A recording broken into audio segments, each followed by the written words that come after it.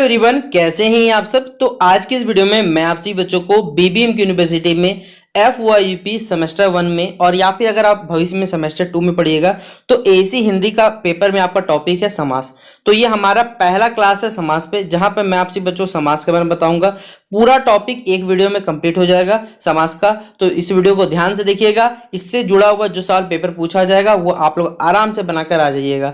तो वीडियो पसंद आए तो वीडियो को लाइक करिएगा, चैनल पर अगर न्यू आए तो चैनल सब्सक्राइब करिएगा, साथ में बेल आइकन पे क्लिक कर लीजिएगा ताकि इसी प्रकार पल पल की हर वीडियो का नोटिफिकेशन आपको चैनल मिलता रहे। डिस्क्रिप्शन बॉक्स में हमारा टेलीग्राम परिवार, फेसबुक परिवार का लिंक मिल जाएगा, जहां पे आप हमसे जुड़ना चाहे तो जुड़ सकते हैं। ठीक है, देखिए सबसे पहले समास होता क्या, इंग्लिश में से कहा जाए या फिर इसका अगर शाब्दिक अर्थ हम लोग समझने की कोशिश करें तो संक्षेप में यानी शॉर्ट में इसे लिखने का जो तरीका होता है वही क्या कहलाता है, समास कहलाता है। यानी कहा जाए तो दो या दो से जब हम अधिक शब्दों को मिलाते हैं तो उनके जो मेल से नया शब्द बनता है ना, तो उसे हम लोग क्या कहते हैं, समास कहते हैं। फॉर एग्जाम्पल मान के चलते हैं, आप सभी छात्र छात्राओं ने मिक्सचर खाया हो। मिक्सचर में क्या अलग अलग तरह के बहुत सारी चीजें मिलाए थे और एक नया चीज बनता है, इसका नाम हम लोग मिक्सचर देते हैं। मतलब बहुत सारी चीज मिलाए, एक नया चीज बना जिसका कुछ मतलब होता है, उस मतलब को हम लोग क्या कहते हैं, यहाँ पर समास कहते हैं। तो इस प्रकार समझिएगा, दो या दो से जब अधिक शब्द मिलेंगे उनके मिलने से जो शब्द मिलता है उसका ही कोई सार्थक मीनिंग निकलता है, उसे हम लोग क्या कहते हैं, समास कहते हैं। अब इससे देखिए हमारे पास क्या है, इससे बने शब्दों को सामासिक पद या फिर समस्त पद कहते हैं। यानी कहा जाए तो अगर ये से लिखा हुआ दिन रात, ये क्या हो गया, हमारे पास समस्त पद हो गया। समस्त पद को अलग किया जाता है कौन सा, समास विग्रह। यानी अगर हम इसको अलग करते हैं, इस अलग करने के तरीके को क्या कहा जाता है, तो समास विग्रह के नाम से जाना। जैसे दिन रात मतलब क्या हो गया, दिन और रात। रसोई घर मतलब रसोई के लिए घर। नील गाय, नील रंग की जो गाय होती है उसे हम लोग क्या कहते हैं, नील गाय कहते हैं। लेकिन गाय नीले रंग की नहीं होती, एक जानवर का नाम है नील गाय। ठीक है, तो यहाँ पर हमारे पास समास क्या हो गया, जब दो या दो से अधिक शब्द मिलते हैं, मिलने से नया शब्द बनेगा, उसे हम क्या कहेंगे, समास कह सकते हैं। और इनके लिए या कह सकते हैं, इससे जो हमें बने शब्द होते हैं उन शब्दों को क्या कहते हैं हम लोग, समस्त पद कहते हैं या फिर सामासिक पद के नाम जानते हैं। अलग करने की जो विधि होती है उसे हम लोग क्या कहते हैं, समास विग्रह के नाम से जानते हैं। ठीक है, तो पेपर में अगर आपसे पूछे समास क्या है, समास की परिभाषा दीजिए, समास के बारे में बताइए, तो आप इसे लिख सकते हैं। और समस्त पद के बारे में पूछा जाएगा, समास विग्रह पूछा जाएगा, तो भी आप इसे यहां से लिख सकते हैं आराम से पेपर में अपने। अब देखिए इसी के तहत हमारे पास समास के कुछ भेद होते हैं, जिसके अंतर्गत आपकी किताब में भी, पाठ्यपुस्तक में टोटल 6 प्रकार पढ़ाए जाते हैं। एक होता है हमारे पास अव्ययीभाव, दूसरा होता है तत्पुरुष समास, ऑप्शन जो तीसरा नंबर होता है हमारे पास द्विगु होता है, चौथा नंबर जो होता है वो द्वंद्व समास, और पांचवा होता है कर्मधारय समास, और छठा नंबर जो होता है वो हमारे पास बहुब्रीहि समास। यानी समास के टोटल हमें 6 भेद पढ़ने पड़ेंगे। पहला अव्ययीभाव समास, दूसरा हो जाएगा तत्पुरुष समास, तीसरा हो जाएगा द्विगु समास, चौथा हो जाएगा द्वंद्व समास, पांचवा हो जाएगा कर्मधारय समास, और छठा हो जाएगा हमारे पास बहुब्रीहि समास। अब इसी के तहत हम लोग सब कुछ एक एक करके देखिए सबको डिटेल में पढ़ेंगे, जिसमें पहला हम लोग पढ़ेंगे द्विगु और जो हमारे पास कर्मधारय समास। इसके कुछ भेद होते हैं हमारे पास। द्विगु और कर्मधारय समास जो है वो तत्पुरुष का ही देखिए ऑल ओवर क्या कहा जाए, भेद होता है हमारे पास। तो नोट करने वाली बात को याद रखिएगा इस बात को। पहला हमारे पास देखिए क्या है, अव्ययीभाव समास। इसमें क्या है, जो हमारे पास पहला पद होता है वो क्या होता है, प्रधान होता है, यानी मेन वर्ड है। और पहला पद या जो पूरा पद होता है वो अव्यय होता है। अव्यय मतलब ऐसा शब्द जिसपे कारक, लिंग इन सबका कोई असर नहीं पड़ता, उसे हम अव्यय कहते हैं। इस समास का जो पहला या प्रथम पद जो होता है वो क्या होता है, उपसर्ग होता है। यानी कुछ इंपॉर्टेंट करने वाला सारा बात नोट करते रहिएगा। यदि एक शब्द की जो पुनरावृत्ति, यानी एक शब्द बार बार रिपीट हो रहा है और दोनों शब्द मिलकर क्या करते हैं, अव्यय की तरह यहाँ पर प्रयुक्त होते हैं, तो उन्हें ही हम लोग क्या कहते हैं, यहाँ पर अव्ययीभाव कहते हैं। जैसे यहाँ लिखा हुआ पढ़ सकते हैं, यथाशक्ति। अगर यहां कहा जैसे तोड़ा जाए तो शक्ति के अनुसार, यानी पहला पद जो हमारा वो क्या है, प्रधान है। और यहां पर हमारे पास जैसे निरोग है तो रोग से रहित, आप खुद बताइए, रोग यहां पर प्रधान वर्ड है, रोग नहीं रहेगा तो रहित का कोई मतलब निकलेगा नहीं। तो प्रतिदिन, प्रत्येक दिन, एक एक यानी हर एक कह सकते हैं। तो इन प्रकार के शब्दों को हम लोग क्या कहते हैं, अव्ययीभाव समास के अंतर्गत रखते हैं। अब इसे देखिए यहां पर कुछ उदाहरण के हिसाब से बताया हुआ है कि यथाशक्ति पेपर में पूछा जाएगा इसका, तो शक्ति के अनुसार, यथाक्रम क्रम के अनुसार, यथा नियम नियम के अनुसार, प्रतिदिन प्रत्येक दिन, प्रतिवर्ष हर वर्ष, आजन्म मतलब जन्म से लेकर अभी तक, जितना यथासाध्य जितना साधा रह सके।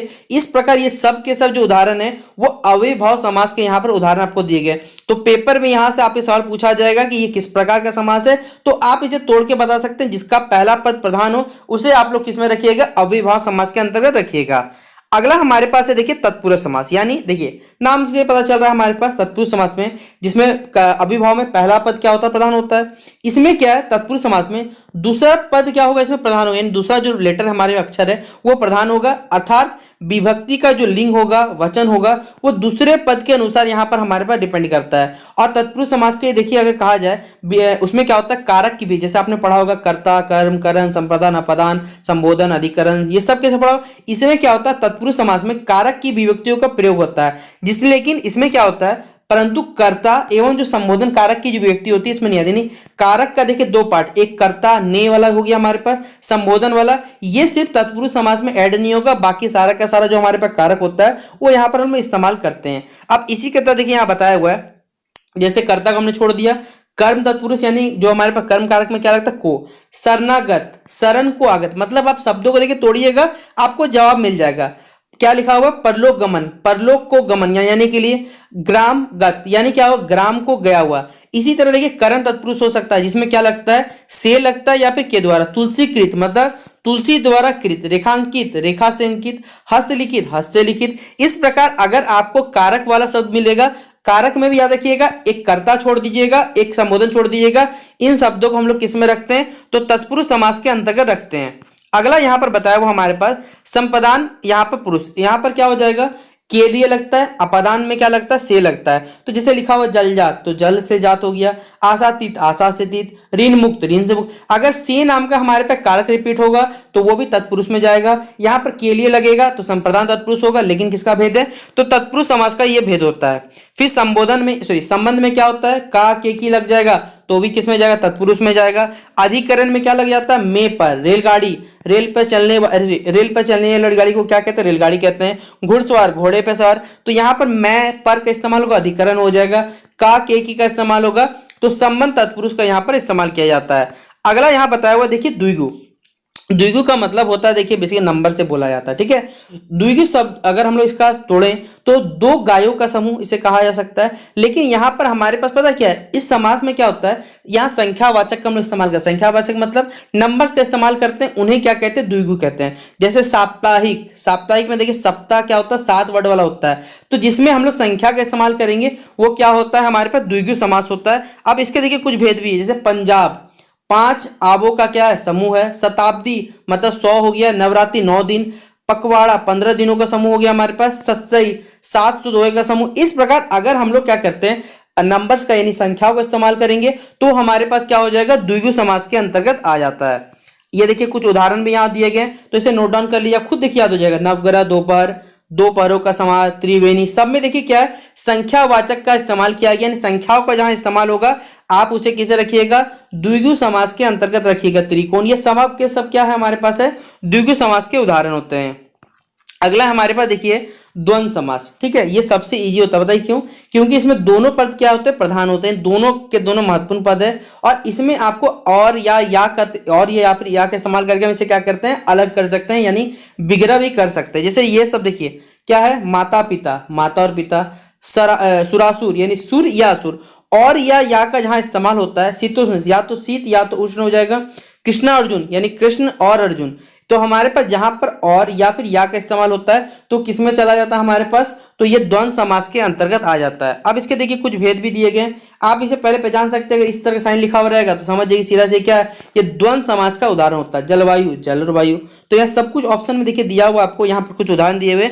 इन उदाहरणों को अपने कॉपी में अच्छे से नोट डाउन कर लीजिएगा, खुद ब खुद देखिए पढ़ते पढ़ते आपको सारा का सारा याद हो जाएगा। कुछ एक्स्ट्रा बताने की आपको आवश्यकता नहीं, भाई बहन देखिए सब लिखा हुआ है। अगला हमारे पास है कर्मधारय समास, यानी क्या है, देखिए यहाँ पर सबसे पहले क्या है, विशेषण आता है। पहले विशेषण जान लेते हैं, एडजेक्टिव, यानी हमारे पास अगर कहा जाए विशेषण मतलब होता है जो किसी गुण बताता है। जैसे एग्जांपल देता हूँ कि मेरी कलम लाल है, तो कलम क्या हो गया मेरे पास, कलम का क्या गुण है, उसका लाल होना उसका क्या हो गया, गुण हो गया। तो गुण वाले चीज को आप विशेषण काउंट कर सकते हैं, ठीक है। तो यहां बोला गया है कि जिस समास का प्रथम पद जो है वो विशेषण है और दूसरा पद जो होता है वो विशेष होता है। जो विशेषण की विशेषता बतलाता है आपको याद होना चाहिए, याद होगा। उपमान यानी एक उपमान मतलब होता है जिससे हम लोग तुलना की जाती है। उपमेय जिसकी तुलना की जाती है उसे हम लोग क्या कहते हैं, देखिए यहाँ क्या है, जिससे तुलना किया जाएगा उसको उपमान कहेंगे। और उपमेय जिसकी तुलना की जाती है उसे हम लोग क्या कहते हैं यहाँ पर, तो यहाँ पर जो उसे क्या होता है हमारे पास कर्मधारय समास होता है। जैसे कर्मधारय समास में अगर विग्रह करते हैं तो यहाँ क्या क्या लगेगा, हे, जो, के समान है, जो तथा रूपी, इन शब्दों को हम लोग कह सकते इस्तेमाल करते हैं। जैसे चंद्रमुख, चंद्रमा के समान मुख वाला, देखिए आप के समान इस्तेमाल किए। क्रोधाग्नि, क्रोध रूपी अग्नि, देखिए रूपी शब्द का इस्तेमाल हमने किया।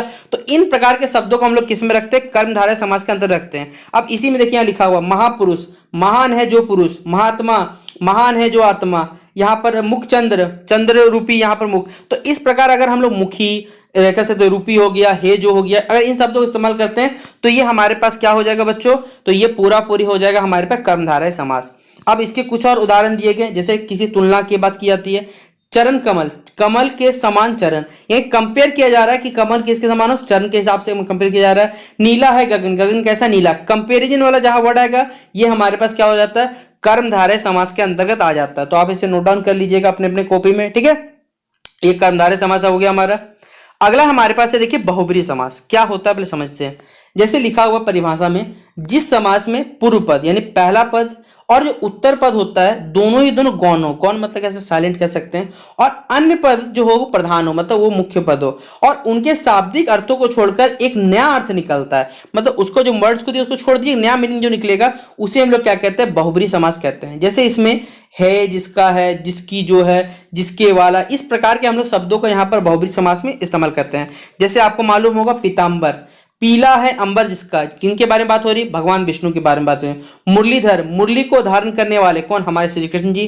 तो इस प्रकार के शब्दों को हम लोग किस में रखते हैं, बहुब्रीहि समास में रखते हैं। अब इसका कुछ उदाहरण दिया हुआ, गजानन, गज का है आनंद जिसका, यानी गणेश जी की बात की जा रही है। घनश्याम, घन जैसा श्याम है जो कृष्ण भगवान। जल, जल में जन्म लेने वाला जो है कौन होता है, कमल होता है। तो इस प्रकार जब हम लोग क्या करते हैं, जब किसी नए मीनिंग की ओर हमें बताता है तो इसको हम लोग किस में रखते हैं, बहुब्रीहि समास में रखते हैं। जैसे हमारे पास दुरात्मा, बुरी आत्मा वाला यानी दुष्ट होगा। मृत्युंजय, मृत्यु को जीतने वाला यानी हमारे भगवान शिव जी।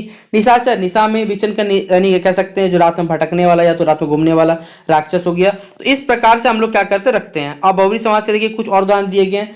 त्रिनेत्र, तीन नेत्र है जिनके, तो कौन हो जाएंगे, हमारे भगवान शिव जी हो जाएंगे। नीलकंठ, नीला है कंठ जिसका, तो भगवान शिव हो जाएंगे। लंबोदर, लंबा है उधर जिसका, यानी क्या हो जाएंगे, गणेश जी। दशानन, दशा है आनंद जिसके, 10 सिरों वाले क्या हो जाएंगे हमारे पास, रावण हो जाएगा। चक्रधर, चक्र को धारण करने वाला भगवान विष्णु हो गया।